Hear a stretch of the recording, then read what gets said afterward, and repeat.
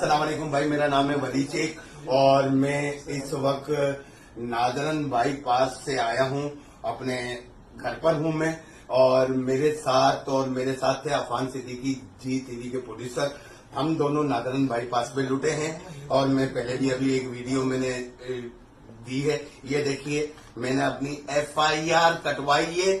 FIR कटवाने के बाद मैं ये बात कर रहा हूं कि जब हम नादरन बाईपास इंडस चौक से पहले हमारे साथ डकैती हुई। मेरा मोबाइल फोन, मेरी हाथ की घड़ी और 85,000 रुपए गए। अफान का एक मोबाइल और 5,000 रुपए अफान के गए। और ये जो DSP साहब बड़े मजे से बोल रहे थे ना, अबे भाई क्यों किसी गरीब की ऐसी तैसी करवा लो? तुम्हारे इलाके में डकैती हो रही है, बंदे लूट रहे और नहीं देंगे तो वो मार देंगे। खुदा के लिए शरीफ लोगों के साथ ये ना करो, अपनी पुलिस को अलर्ट करो, झूठ ना बोलो कि डकैती नहीं